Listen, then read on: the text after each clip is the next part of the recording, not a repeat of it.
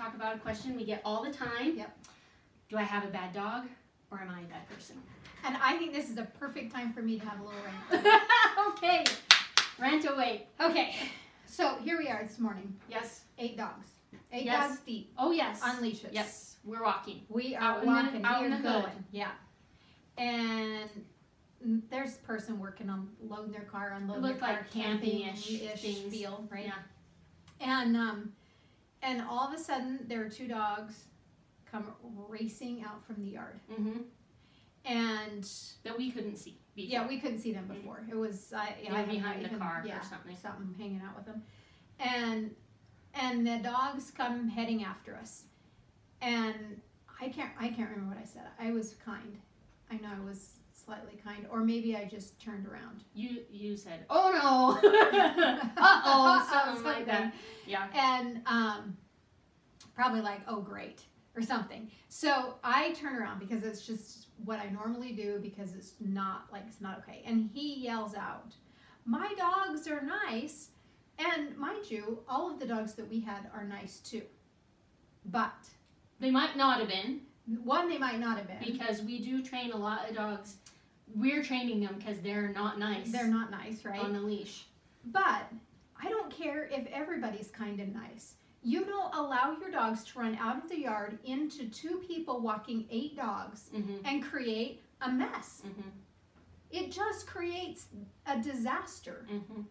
And why you think that that's okay, Mm-hmm. whether it's 1 dog, 2 dogs, or 8 dogs on a leash, Mm-hmm. it is not fair to the dog on leash. Mm-hmm. It is not fair to the person who has the dog on leash Mm-hmm. to let your dog be inappropriate. Mm-hmm. Period. Not okay. It's not, I don't care if your dog's nice or not, it's not okay. Mm-hmm. Because if we're dealing with a behavioral problem Mm-hmm. and we're working on leash stuff and we're in this really great place, and then these dogs come charging at us, whether they're nice or not, is not going to end well. Mm-hmm. But also, it just creates a very defensive pack feel. Mm-hmm. And whether they're nice or not, there's going to be some inappropriate posturing. Sure. There's going to be some assertiveness, Mm-hmm. because the reaction of the people is a very panicked, Mm-hmm. it's okay, when it's not okay. Mm-hmm. And so you and I think you had kind of the tougher crew, because they wanted to go. Mine just kind of followed as I turned around. But we turned around and we walked and went a completely different way, Mm-hmm. and didn't even attempt to see if they were even still out when we walked past and went back by. And I said to the only comment that I said back to him when he said that they were nice, and I said, not to 8 dogs. Mm-hmm. Like, hello, and it's just a rant I had to go on. Like, Mm-hmm. to me, that is a great start to this conversation of, am I a bad owner, Mm-hmm. or is my dog bad? Mm-hmm. Because most of the time, it's an owner problem. Right. Because a lot of that bad situation could have been prevented Yeah. if the owner would have taken steps. Right. Like had their dog on a leash. Yeah. Or had their dog secured in the house. Or, Right. you know, And when you're, paying attention to loading your car, like you can't be Right. paying attention Right. to what your dog's doing. Yep. So you Yep. need to have something to prevent your dog from making a mistake when you cannot pay attention. Yeah, That's like exactly. the first rule Right. of owning a dog. Yeah, and we talk quite a bit. Like in our podcast, we talk quite a bit about, having these rules. It's kind of like the rules of engagement, the rules of dog ownership. Mm-hmm. And the first thing is safety. Like we always talk about this safety, keeping your dog safe, other people safe. Things. We have gates on our yard because we're keeping our dogs safe. Sure, and those dogs ran out across the road, Right. and a car could have come right then. Oh, for sure. Yep. We were walking, and they ran out across the road to us, and it could have been right. A car could have come just right at that second, Yep. and that is not safe at all. Yeah, right. And I talk all the time through training and things that you should be doing and things to help your dog be successful. But at the end of the day, you still have a dog, not a human being. You have a dog. And a dog doesn't know the concept of a car unless they get hit by a car and they can make the association to the car. But most of the time they get hit by a car because they're chasing the cat, and now it's the cat's fault that they got hurt, so they have just still chase cats more. They still have no association to the car. Right. And so, do I have a bad dog, or am I a bad owner? And one of my biggest goals with training is to help people be successful. And we are constantly talking about how you as a human being can be successful in dog ownership if you follow these rules of engagement. I really kind of like that. So I believe that there are some bad dogs in this world. I truly believe that there are some bad dogs. I also truly believe that there can be just some bad people. Like it's just a bad seed, and whatever the cause is or whatever that may be, we're as human beings breeding these dogs. So ultimately it's all on us. But if you're doing the best that you can in producing and breeding the dog that is genetically correct to the breed and what they're supposed to be doing, and you have a bad seed, that's a thing. Like it is a thing, and there is also some fundamental imprinting that can happen that can create a problem as well that human beings cannot fix. Sure. You can manage, but you can't fix it.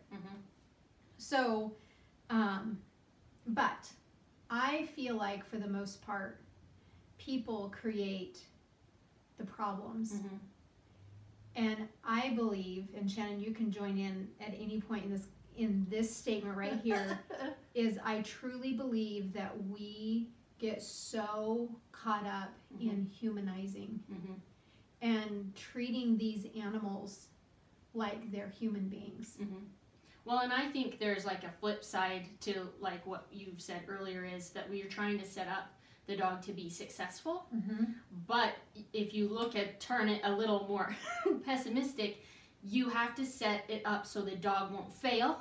Right. That the key to being successful Yeah. is to set it up so the dog won't fail. Right. Right? Right. And so we don't look at it that way in our humanizing, that we have to prevent failure. Yeah. And so I think that's the key to everything. Yeah. Like we could have prevented the failure of these dogs rushing out at us if we had taken these steps to prevent it. Right? And so I think we're so caught up in this idea of being successful as people that we don't think about it in that perspective, which is really a more fundamental approach. Just don't fail. And what do those don't fail looks at? Right. And when we do allow our dog to fail, that's when we're a bad person. Yeah. Right. That's when we're being a bad person. Yeah. And we see it day in and day out, and there's some things like I can't wrap my brain around, because the dog will come here for training and they tell us what's wrong with the dog. Yes. And then we show them differently and go, you're going to be okay, and I'm not going to let you fail, and this is how we are going to be successful, and here's our choices, and here's our rules, and here's our routines, and here's our expectations. And they get into this really nice groove, and they're social, and they're just really into this following nice thing. And everything that we ask of them, they're complying and everything's good. And then all of a sudden, they go back home and the owners are like, well, they're still getting on the counter. Well, they're still barking. But you as human beings never changed your expectations or your patterns to prevent it, and then you don't want to follow the rules of engagement to have a successful experience by preventing failure. How can I prevent my dog from getting on the counter? How can I, and my first rule, and every time they go home, the dog needs to be on a leash, at least the first week, if not longer.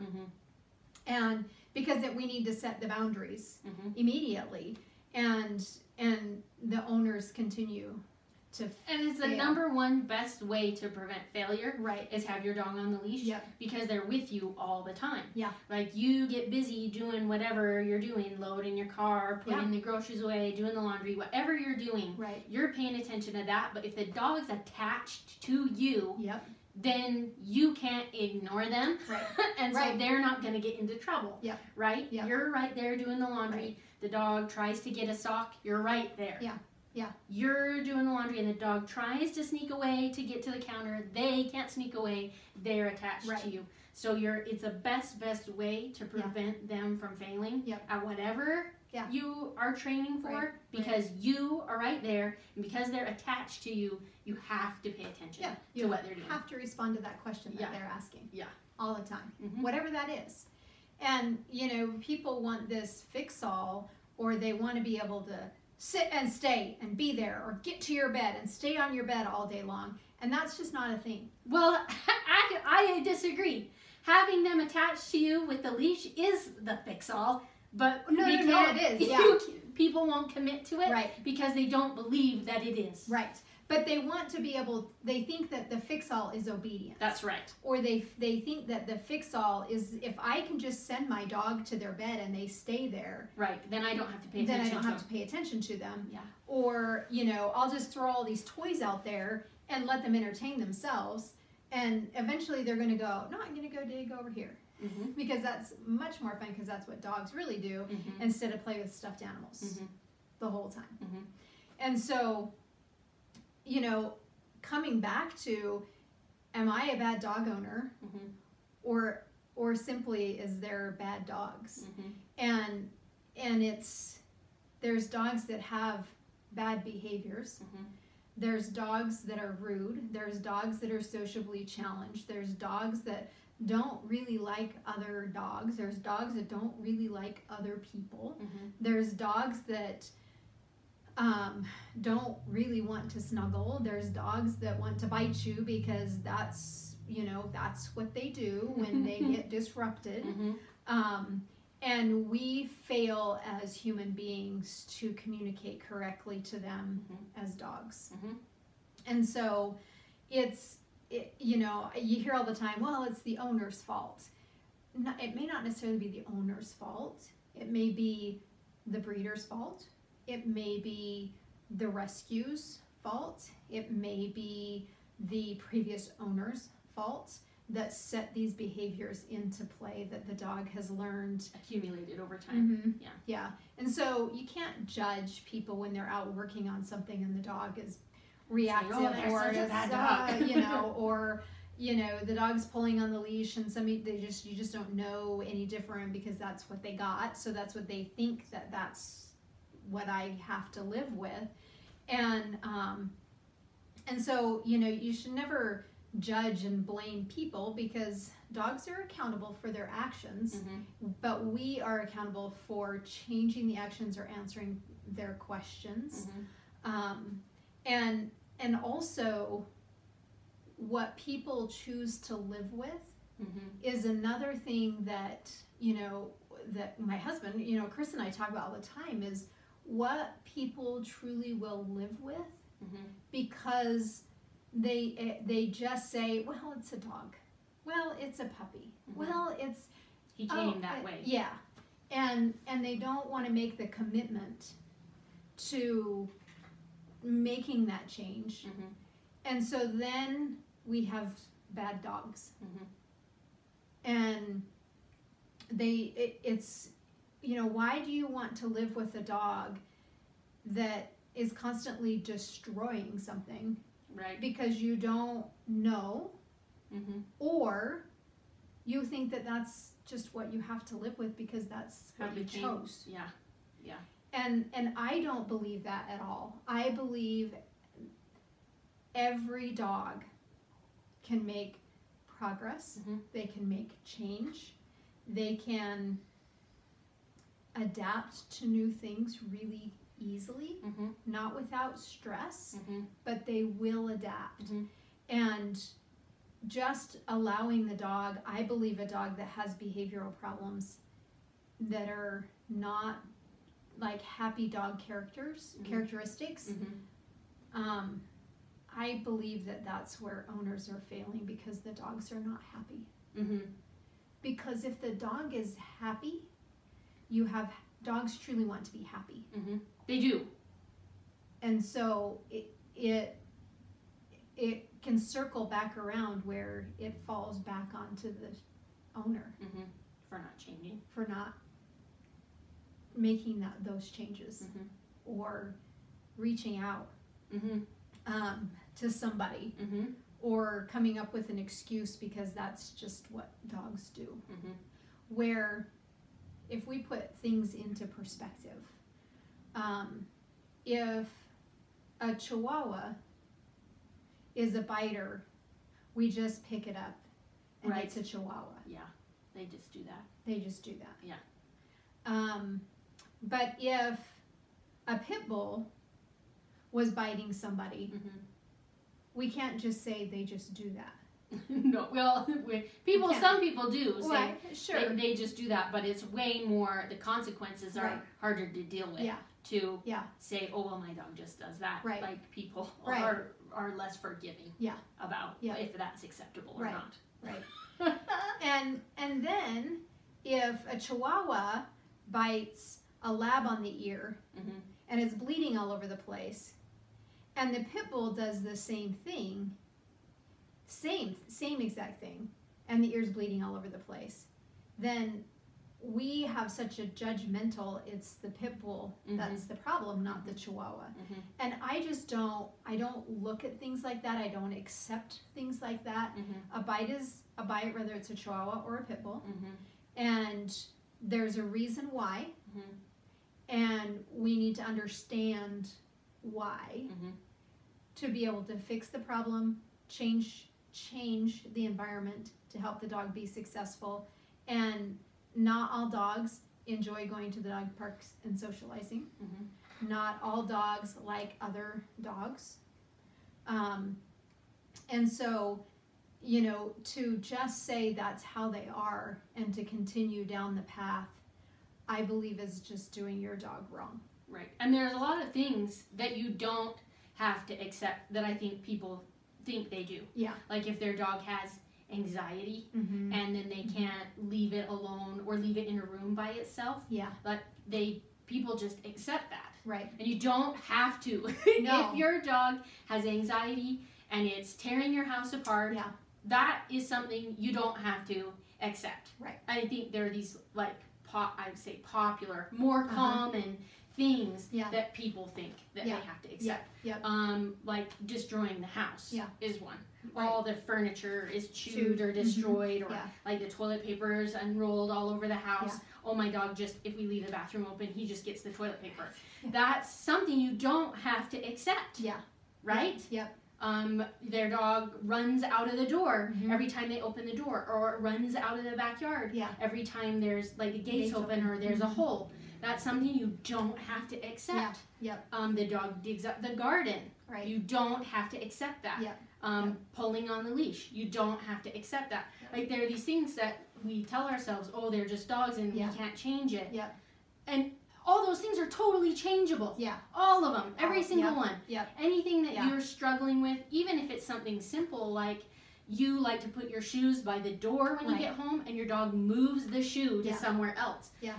You don't have to accept that. All your shoes can live by the door. And the dog can have no opinion about it. And that's okay. If you want things a certain way and the dog is against it, you can change. And the dog can change too. You don't have to accept these things and just live your life with shoes all over the house or whatever it is. And really, I just, it comes back to, understanding that there's yeses and nos, just like in our world there is with the dog, and that if the dog is doing things that's disruptive, to me they're not happy, and they're asking some questions so that they can get a better response for direction.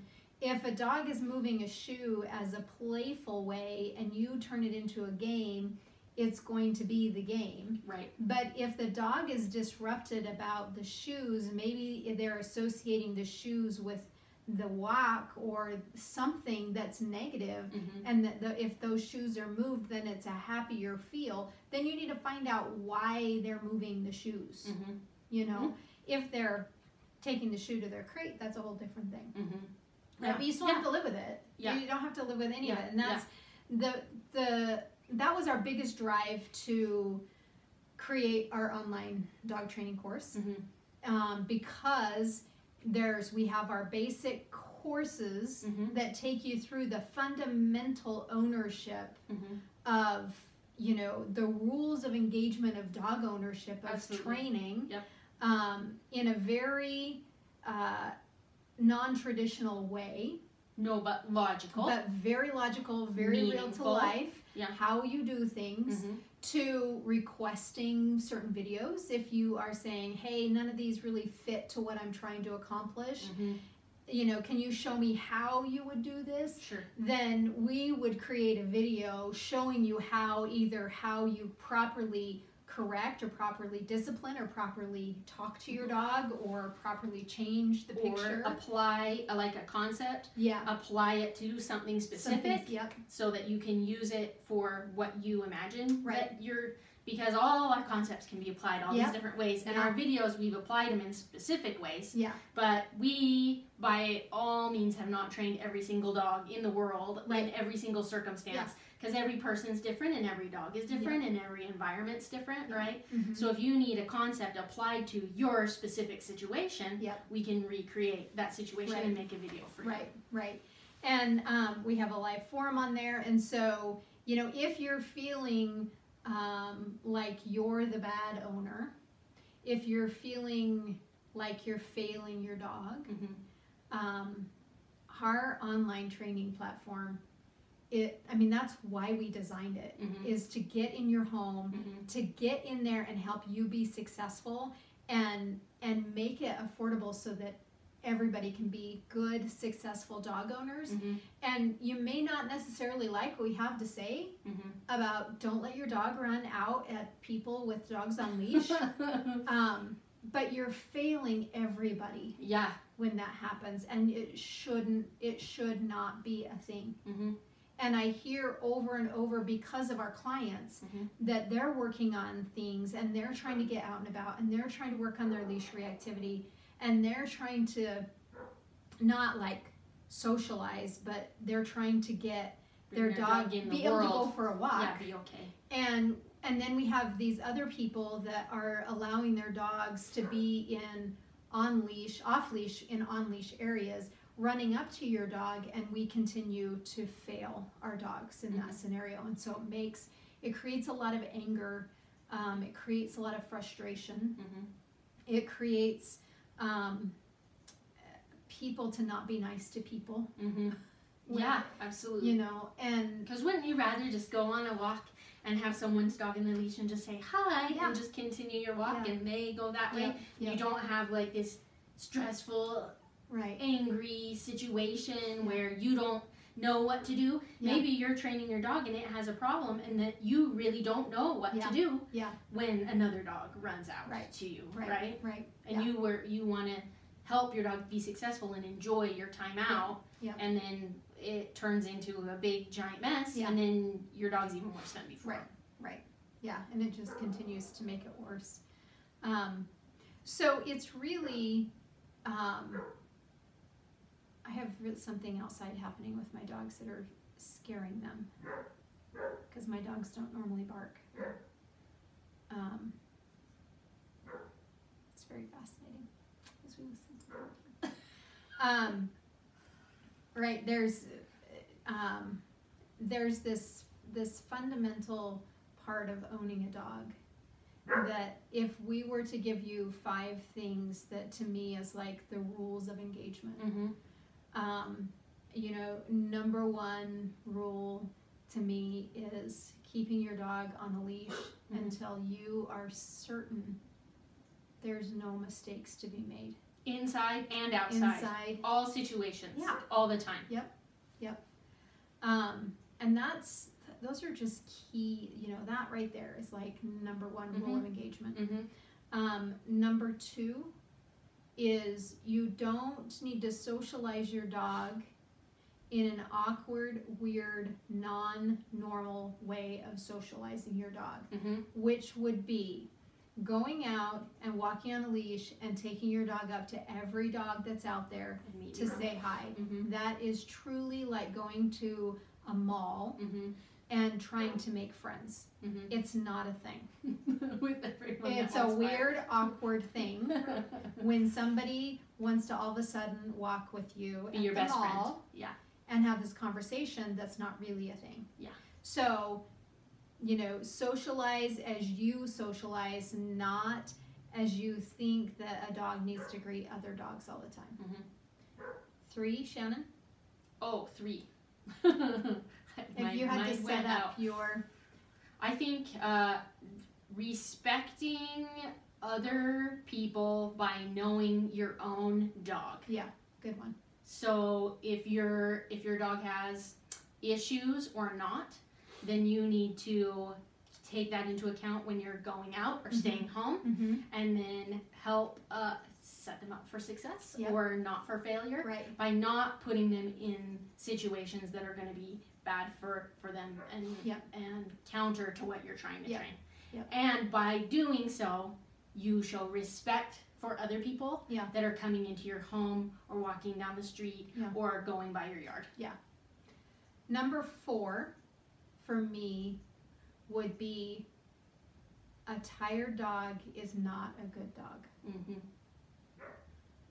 A balanced, exercised, playful, training, sleeping, balanced dog is a good dog. We go work our dogs out in herding, and their herding time, their training time is maybe 15 minutes. Max. We don't ever let them go until they're just laying down exhausted. No. There's some working dogs that's what they have to build up to in their life because they're moving hundreds of cattle or sheep or whatever, and it's an all-day thing. Yeah, but they're already trained, and then you're increasing the endurance. It's not a training thing that lasts that long. That's it's not every day. Distinction. No. It's once or twice a month that they have to work that hard. And so balancing and not feeling like you have to take your dog out all the time and tire them out and let them run ragged and socialize and get in these weird environments is not healthy. Physically or mentally, it's not healthy for your dog, just like it's not healthy for us. We need to have balance. Our dog needs to have balance as well. And number 5, as far as rules of engagement, would be, I think, what you have said is don't let them fail. Keep them safe. Do everything to prevent failure. Because they don't have to fail to be successful. Yeah, if they never failed ever, they wouldn't ever learn bad behaviors. Like if we never ever let our dogs fail, we wouldn't have to train them at all. Oh, exactly. Because they would never learn how to be naughty. And I believe that is where the, in my dog training, 25 years of training dogs comes into this positive reinforcement world of if we continue to help them be successful, they don't fail, so they don't ever learn that. Oh. And so in my opinion, it's not about giving them treats every time that they're successful. It's preventing failure, meaning tie your dogs up in the front yard while you're out working, so they learn to watch people go by. And also, like, if your dog is stressed by being outside and they don't really have to do that for any reason, don't make them. I mean, unless there's a really important reason why you feel that has to be a part of your life. If the dog can just be inside while you work in the garden, like if the garden stresses them out, is there a real reason why they have to be out there? Or can they just be inside? Like, if going to your friend's house, like you're socializing, and you take your dog to go have a wine night or something, and your dog really loves it, great. Right. If your dog doesn't, is there a reason why they have to go? Yeah. Or can they just stay home and you go have your social night without them? Right. If you have a relationship with your dog and you know what they like and what they don't, you can create these experiences where you can both have an enjoyable time. Right. And sometimes there is a reason why your dog has to sit outside, like while you're working in the garden. Sure. You might have a reason and it's really important to you, and you can train and change that. Create the purpose. Yeah, but if your dog doesn't need to, then just don't. Yeah. Make him do that. Right. Right. Yeah. And it's not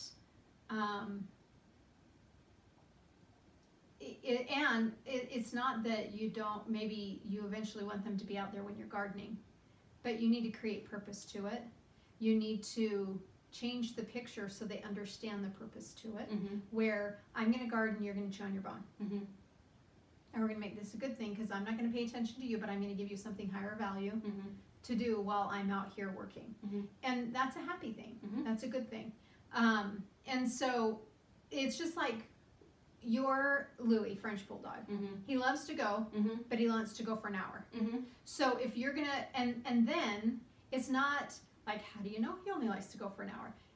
He's very clear about his communication, and he sits at the door, and he relentlessly whines and carries on, and you can change the picture. Sometimes you take him and your plan is to be there an hour and it goes an hour and a half, and you know how to communicate to him that that's not a thing right now, you've got to give me a little bit more time, and he becomes clear about it, and then he just lays down and pouts about it, and then in a half hour then we can go. He's gonna have the same conversation about it, but knowing that about him, you either take him in knowing that I need to be prepared to work through this with him. Sure, or it's only going to be an hour and it's going to be fine. And we're going to leave before he starts asking. And, or you leave him at home because you know you're going to be gone. For hours. Right. And so, and he's fine with that. Oh, he's sure, because he loves to be home, but he loves to go. Yeah. So it's really, our dog's understanding the purpose to what we're doing, and also kind of going with the flow. It's just like Caroline wants to go. She doesn't know why she wants to go. And then, we get up, she goes up to the farm and she thinks it's a great fun time to kind of sort of herd on the outside of the pen. Right. And so, and that was super fun. And then should we get the zoomies and come back? And then, so I let her in with the sheep, and she's like, oh, what's everything smelling in here? And why are we getting so excited? I like it in here, but let me go back out on the outside here. Because that was really cool. Right. I don't get what we're supposed to do in here, And so it's giving your dog an opportunity to teach you who they are and what their joy is and what they, don't like. But they'll also mold with you if you push through something that's fun and they see that it brings you joy, they're going to join in with you. But if they're so stressed out that you come home and they have diarrhea for 2 days and they're just, everything is a worry to them, and they're watching their back and they're trying to survive and they're not sure how to survive and this is not fun, you either need to change that picture so they are not, or you need to just not take them and do that activity anymore. And so just to wrap this up with, one last story, we have one guy, he's a dog. You'll learn that about me. We have one guy, and he really just doesn't enjoy strangers. Some dogs love new friends. Yes. And he does not. It really stresses him out. And at first, when we met him, everybody needed to be attacked. And we're going on a year, I believe, of training. And when I picked him up today from his person's house, she said, we went up on the trails hiking, and this is a great time to do it because we're in the middle of COVID-19. And so there was not a lot of people. And somebody reached down to pet him further ahead. And she said he jumped back and ran back to her. And normally he would have tried to bite them. And she was so proud of that moment of he loves to be out and he loves to go hiking, but the people stressed him. And so we changed the picture for him where we know it's stressful, so come to me, I'll keep you safe. And then you don't have to let people touch you. And that's what he's finally like realized, that if I just run to my people, then they don't have to touch me. And I don't need to take on that responsibility. And so it really is on our shoulders to create a good dog, and that you can create a good dog completely up to their potential. There are some bad dogs. There are some dogs that just can't live in this world. And you have to make that dreaded decision, but you need to seek out professional help. First, you need to talk to doctors, you need to talk to trainers, and you need to make sure that you're willing to take on maybe the liability that's behind it as well. But for the most part, most dogs are pretty stinking good. And you just need to let them tell their story and shape and mold into that with them, and they can do their thing. So if you're the bad owner or if you're the good owner and you want to help others be successful, don't let your dog in other people's business. And if you're the bad owner of letting your dog fail and you know that, then it's time to get online and train with us, because we are all about helping dogs not fail. You can shift. It's really easy. So go on our website, dogtraining360.com. All our videos are on there. You can subscribe to our program and then start right away, video by video, change, your life. Yeah, for sure. Make sure to like and subscribe to this video so you can get notified of all our great content. Every week we're putting out videos so that you can learn how to be a good person and a good dog owner.